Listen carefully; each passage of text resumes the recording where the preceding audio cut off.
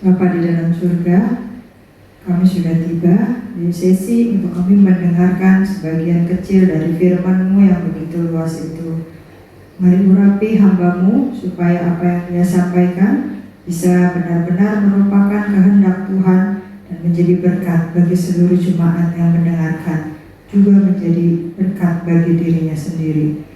Urapi juga semua media yang kami gunakan, ruangan dimanapun kami beribadah, supaya ibadah ini berkenan kepada Tuhan dan juga membawa berkat bagi kami. Hanya di dalam nama Yesus kami berdoa dan bersyukur. Amin. Shalom Bapak Ibu Saudara. Senang sekali bisa bertemu kembali dengan Bapak Ibu Saudara, dan kita masih bisa beribadah bersama-sama. Hari ini saya ingin membahas tentang doa, karena doa adalah nafas kehidupan kita. Kalau kita nggak nafas lama-lama, kita bisa mati. Mungkin sebagian dari Bapak Ibu berkata, saya bisa tahan nafas, silakan tahan nafas, tapi pasti akan ada batas waktunya. Begitu juga dengan kehidupan rohani kita. Kalau kita lama tidak berdoa, maka lama-lama kehidupan rohani kita juga akan mati. Orang bilang doa adalah duduk-duduk, omong-omong dengan Allah. Kita bisa sharing, kita bisa curhat sama Tuhan. Satu kali ada seorang bapak ini sakit keras dan tidak bisa lagi pergi ke gereja untuk beribadah. Dia hanya bisa terbaring di ranjangnya. Bapak gembala, tim besuk seringkali mengunjungi, dan sampai akhirnya tiba Bapak ini dipanggil pulang ke rumah Bapak di surga. Kemudian keluarganya mengabari, dan waktu pendeta masuk ke dalam kamarnya, Pak Pendeta, ini Papa selalu minta ada sebuah kursi yang kosong di samping ranjangnya, karena Papa bilang dia sering ngobrol sama Tuhan Yesus. Dan Pak Pendeta, waktu kami menemukan Papa sudah berpulang, Papa dalam kondisi memeluk kursi tersebut dari sisi ranjangnya. Bapak ini akhirnya meninggal di dalam pelukan Yesus. Doa adalah sarana bagi Tuhan untuk melakukan mujizatnya. Waktu saya pernah mengantar mama saya terapi di sebuah rumah sakit, saya mendengar ada dua oma-oma yang lagi ngobrol di ruang tunggu menunggu sesi terapi mereka. Mereka bilang, untung ya Tuhan kasih kita sakit, kasih kita susah kayak gini, sehingga kita bisa ingat sama Tuhan ya, kita bisa doa ya sambil nunggu gini katanya. Kalau kita nggak sakit gini, kita nggak pernah ingat doa ya, kita jalan-jalan terus keliling-keliling katanya. Nah, doa adalah sarana untuk Tuhan melakukan mujizatnya. Ketika kita mengalami susah, kita mengalami sakit, kita berdoa, Tuhan menjawab. Ketika kita merasa tidak mungkin, Tuhan melakukan hal yang mungkin. Apakah doa-doa kita selalu dijawab oleh Tuhan? Ya, kalau itu sesuai dengan kehendak Tuhan. Tidak. Kalau Tuhan punya yang lebih baik dari yang kita doakan, tunggu, sabarlah, belum waktunya sekarang. Tunggu waktu yang indah, kapan? Terserah Tuhan, karena Dia tahu yang terbaik. Nah, bagaimana kita bisa berdoa? Seharusnya kita berdoa supaya doa kita bisa efektif. Yang pertama, kita doa dengan rendah hati, Bapak Ibu Saudara. Lukas 18 ayat 9 sampai yang ke-14. Lukas 18 ayat 9 sampai 14 itu menceritakan tentang kisah dua orang yang berdoa di bait Allah. Yang satu adalah seorang Farisi dan yang satu adalah pemungut cukai. Kita tahu kisah ini bagaimana orang Farisi itu berdoa dengan sombongnya, menegadahkan kepalanya, memuji dirinya sendiri sambil menghina si pemungut cukai yang ada di belakang. Dan kita juga tahu di dalam kisah itu bagaimana si pemungut cukai itu ada di pojokan, dia menelungkupkan dirinya seolah-olah ingin hilang di telan bumi, dan dia merasa dirinya tidak layak, orang berdosa, dan dia berdoa dengan sangat rendah hati. Bagi kita yang punya anak atau kita punya cucu, kalau anak atau cucu kita minta sesuatu kepada kita dengan cara yang kurang ajar atau nggak sopan, boro-boro kita kabulkan, boro-boro kita turutin, boro-boro kita kasih. Yang ada malah kita semprot, kita omelin. Kurang ajar amat lo mintanya begitu, emang lo pikir? Nah, itu kalau anak sama orang tua. Kita sesama manusia aja seperti itu. Lalu kita terhadap Allah, kadang-kadang kita lupa. Waktu kita berdoa sama Tuhan, kasih ya sekarang juga, harus sekarang juga. Makanya kita harus berdoa dengan rendah hati. Bayangin aja seperti seorang anak yang lagi minta sama orang tuanya, seperti cucu yang lagi minta sama opa-omanya. Kenapa kita harus berdoa dengan rendah hati? Karena Yakobus 4 ayat 6b berkata apa? Yakobus 4 ayat 6b kita lihat. Yakobus 4 ayat 6b berkata, Allah menentang orang yang congkak, tetapi mengasihani orang yang rendah hati. Nah, kita mau ditentang atau mau dikasihani? Mau dilarang atau mau dituruti?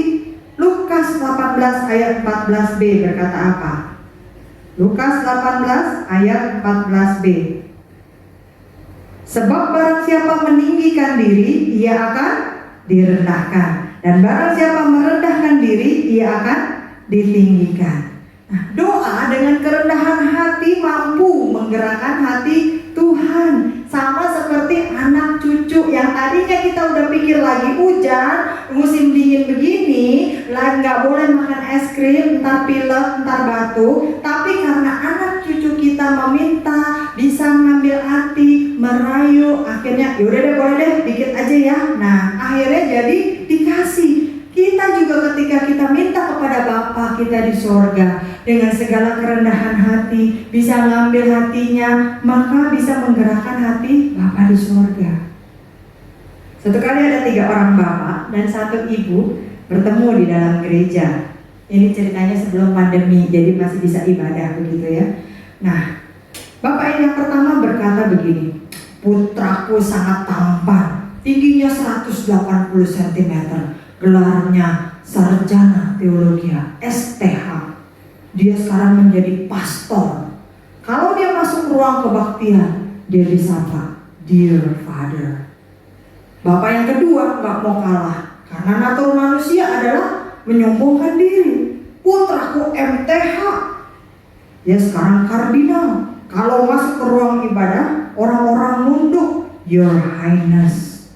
Bapak yang ketiga, wah, dia mikir, lebih lagi gak mau kalah.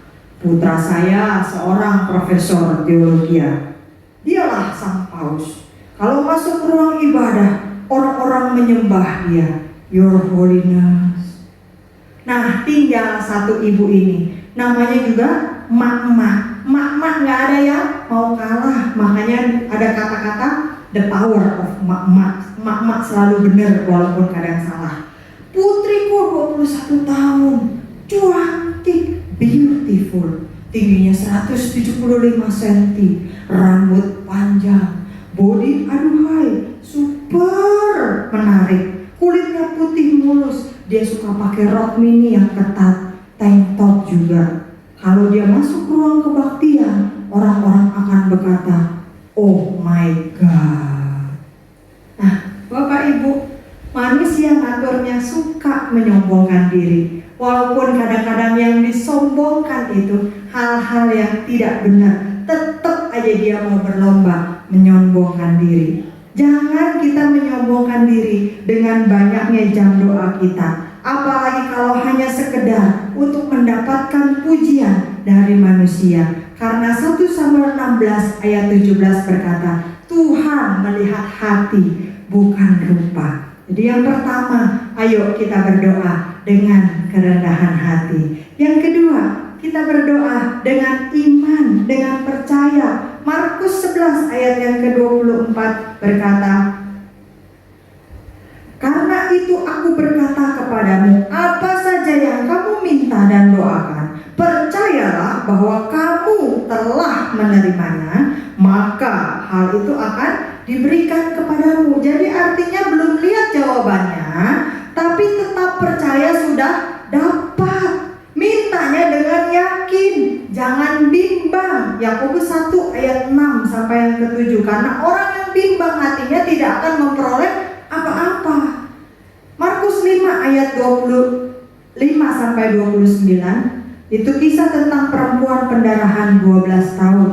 Bayangin ibu-ibu yang mengalami pendarahan, kita setiap bulan rutin begitu ya, rasanya pingin cepat selesai periodenya. Tetapi di dalam kisah ini, perempuan ini mengalami pendarahan 12 tahun.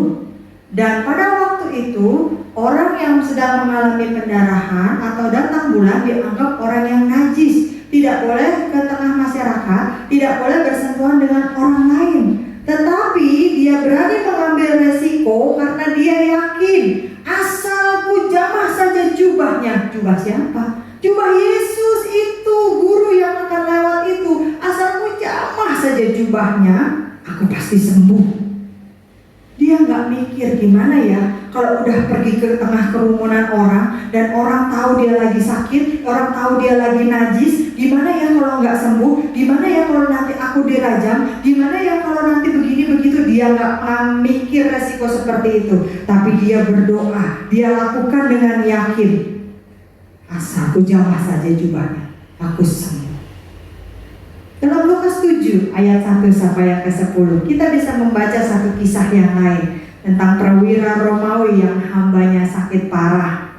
Begitu besar imannya sehingga dia bilang, apa guru, Yesus gak perlu datang ke rumah. Aku ini seorang komandan, aku juga punya anak buah. Kalau aku kasih perintah satu kata saja, mereka anak buahku akan kerjakan. Mereka pasukanku akan lakukan. Jadi guru, katakan saja sepatah kata, maka hambaku akan sembuh. Dia begitu yakin akan kasih dan kuasa Yesus yang bersedia menjawab doa, permintaan, request orang-orang non-Israel. Sehingga dia bilang gak perlu datang repot-repot, katakan saja sepatah kata. Karena imannya yang berkata sepatah kata saja, maka hambanya sembuh. Ada bonusnya? Ada bonusnya. Dia dipuji Yesus di depan orang banyak. Dalam Lukas 7 ayat yang ke-9.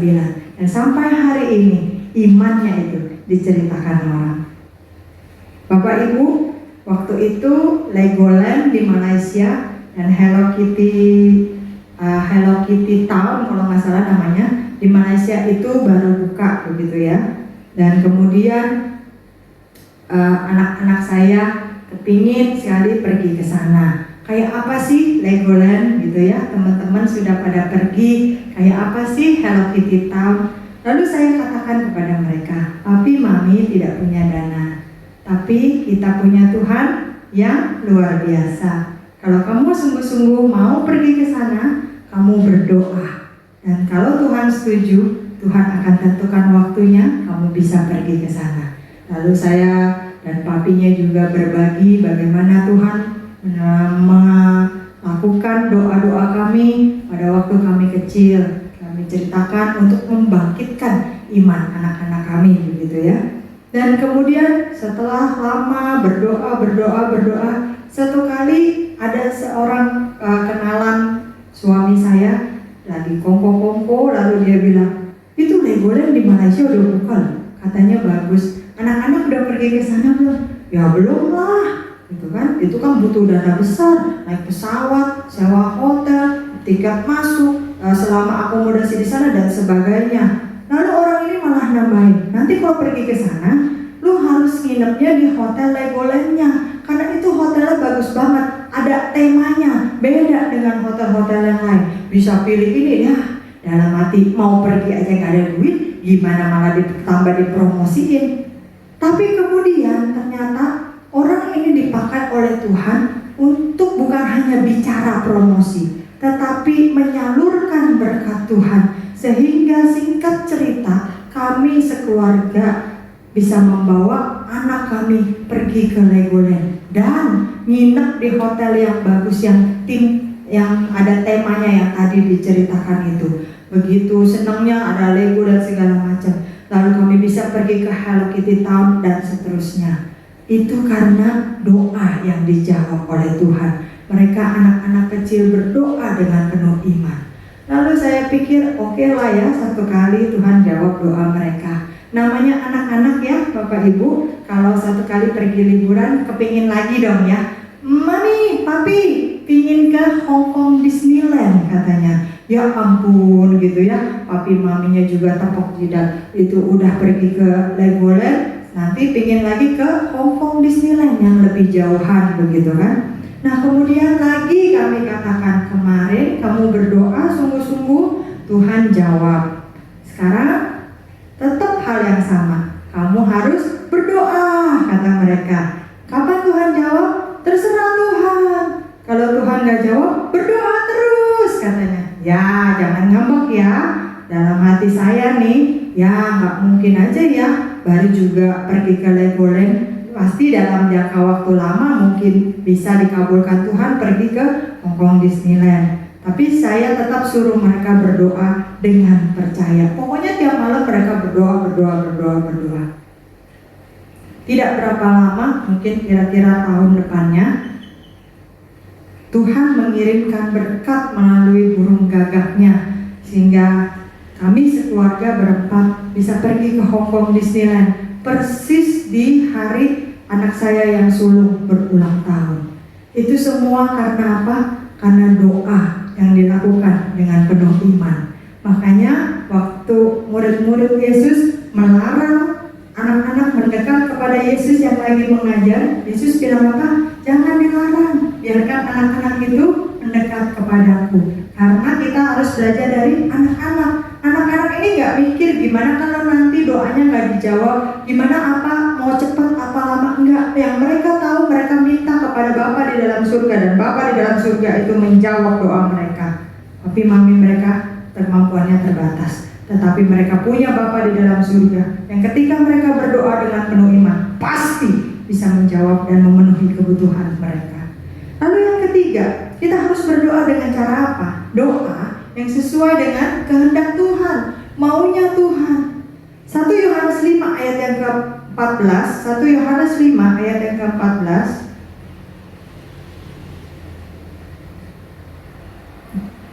Dan inilah keberanian percaya kita kepadanya, yaitu bahwa Ia mengabulkan doa kita jikalau kita meminta sesuatu kepadanya menurut kehendaknya. Yohanes 15 ayat yang ke-7, jikalau kamu tinggal di dalam aku dan aku di dalam kamu, mintalah apa saja yang kamu kehendaki, maka kamu akan menerimanya. Kalau kita tinggal di dalam Tuhan dan firman Tuhan tinggal di dalam kita, pasti kita tahu apa yang Tuhan mau, apa yang Tuhan setujui, apa yang sesuai dengan firman Tuhan dan enggak. Contohnya Bapak Ibu Saudara, anak-anak saya kalau pergi ke supermarket atau minimarket, mereka sudah tahu barang-barang apa yang boleh diambil dan tidak boleh diambil. Waktu mereka maksa untuk mengambil barang-barang yang misalnya akan bikin mereka batuk, makanan yang bikin mereka pilek, atau makanan yang kurang baik kualitasnya, waktu mereka maksa tetap membawa ke kasir, tentunya saya dan papinya sebagai orang tuanya tidak akan membayar untuk barang-barang tersebut. Tetapi ketika anak-anak saya mengambil makanan, minuman, barang-barang yang sesuai dengan apa yang sudah diizinkan, pasti waktu dibawa ke kasir akan kami bayari, akan kami turuti. Nah, dari mana anak-anak saya bisa tahu mana yang boleh dan mana yang tidak? Karena mendengarkan orang tuanya.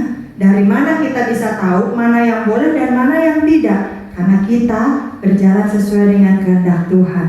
Kita membaca firman Tuhan, kita merenungkan firman Tuhan, kita mengisi hidup kita dengan firman Tuhan. Sehingga kita bisa tahu, oh ini dosa, Tuhan pasti tidak setujui. Oh permintaan saya hanya memenuhi nafsu, Tuhan pasti tidak turuti. Kita berdoa sesuai dengan maunya Tuhan.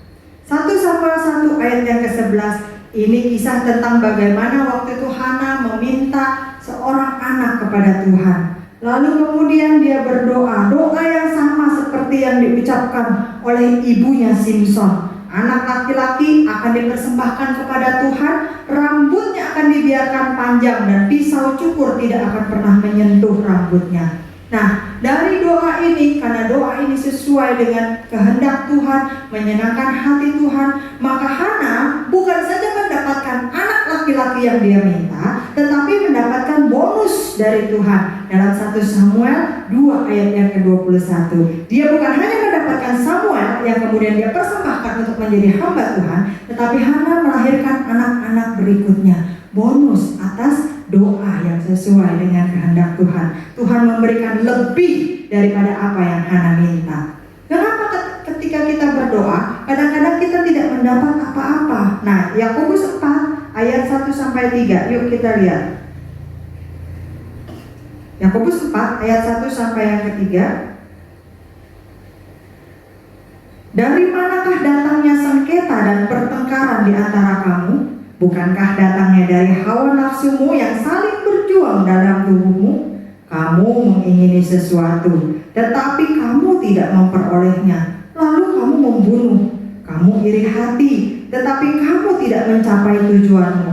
Lalu kamu bertengkar dan kamu berkelahi. Kamu tidak memperoleh apa-apa karena kamu tidak berdoa. Atau kamu berdoa juga, tetapi kamu tidak menerima apa-apa karena kamu salah berdoa. Sebab yang kamu minta itu hendak kamu habiskan untuk memuaskan hawa nafsumu. Inilah kadang-kadang kenapa waktu kita berdoa, kok nggak dijawab-jawab, kok nggak dikabul-kabulkan, kok nggak diturut-turutin. Karena kita berdoa yang kita minta hal-hal yang dilarang oleh firman Tuhan. Jadi ketika kita ingin Tuhan menuruti doa kita, kita harus berdoa sesuai dengan yang Tuhan mau. Jangan cuma kita ingin didengerin sama Tuhan, tapi kita juga mendengerin apa yang Tuhan mau, supaya bisa klop, supaya bisa nyambung. Seperti contoh saya dan anak saya tadi. Ketika mereka mendengarkan ini boleh, ini tidak boleh, maka apa yang mereka minta di minimarket atau supermarket mereka bisa mendapatkannya.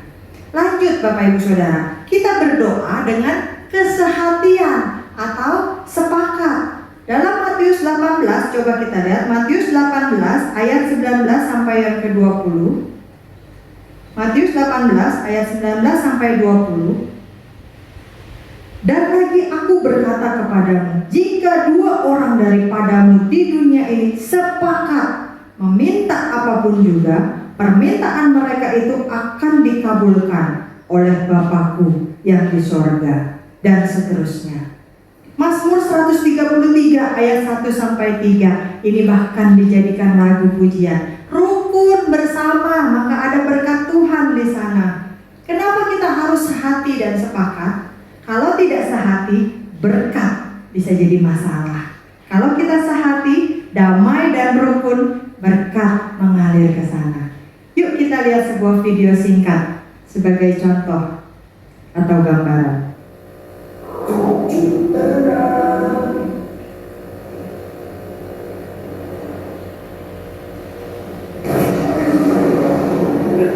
Aku beri 3 permintaan. Aku mau pulang. Sama. Sepirat. Aku pernah mereka balik.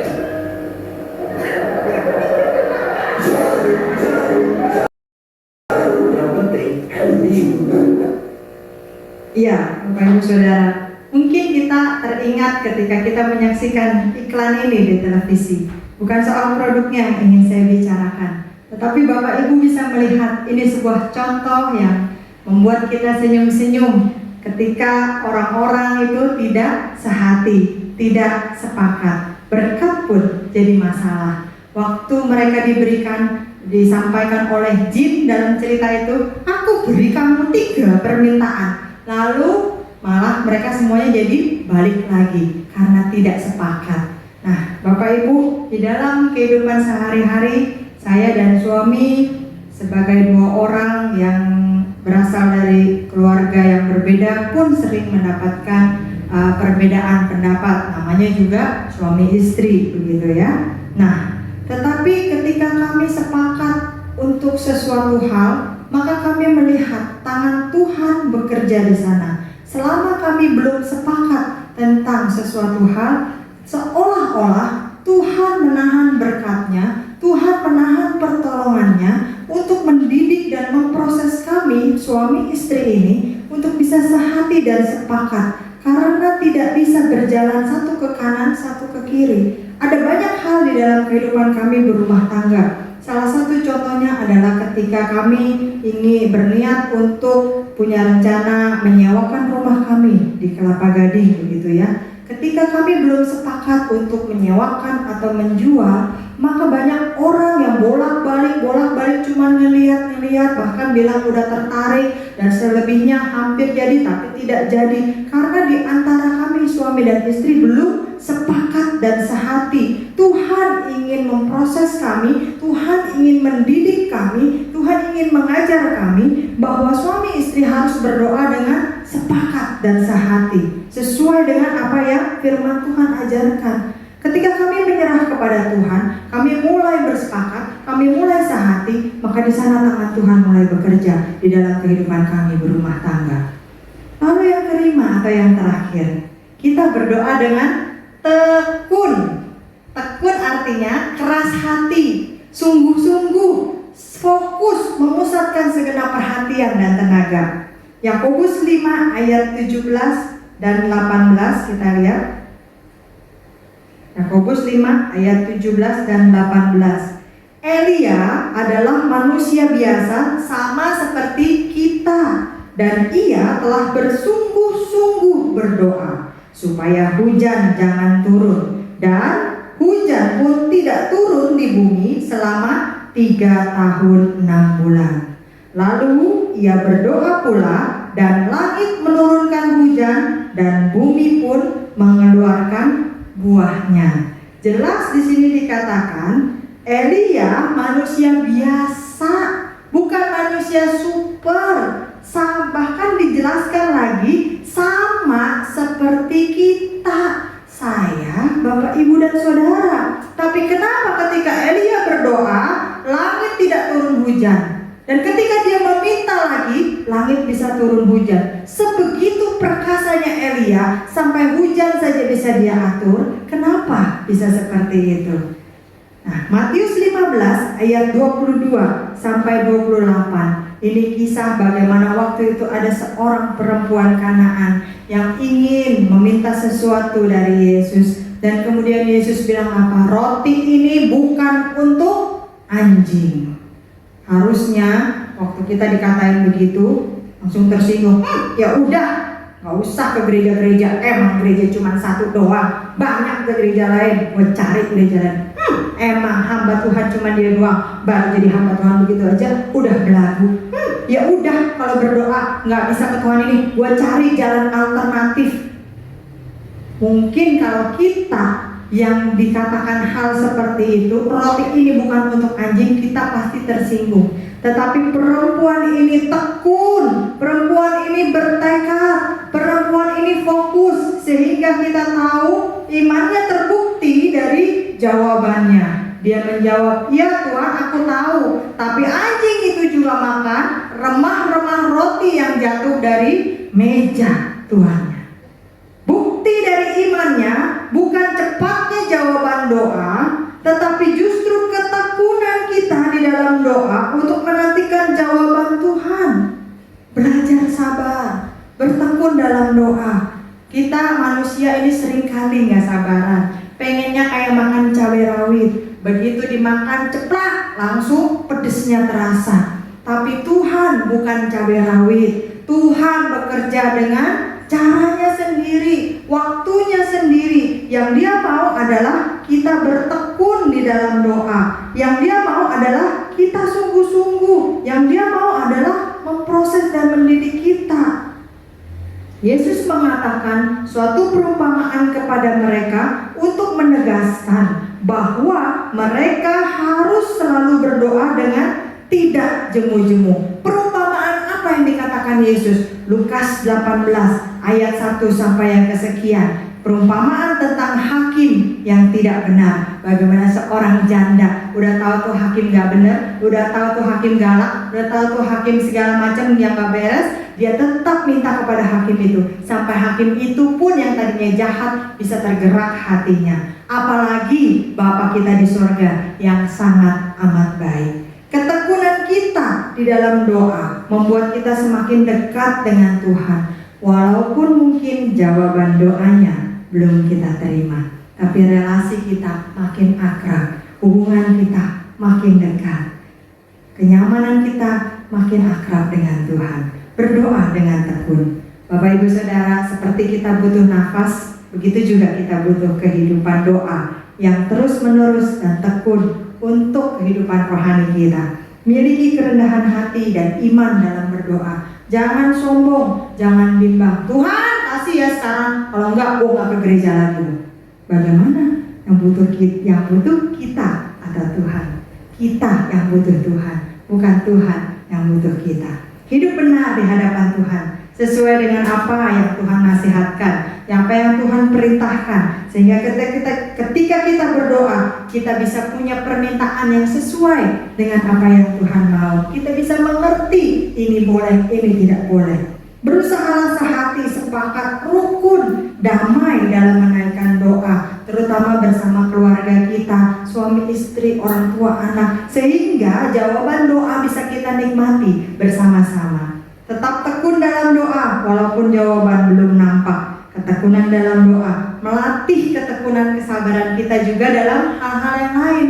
Kalau dalam menanti jawaban doa kita sabar, otomatis itu juga akan menular dalam kita sabar terhadap hal yang lain.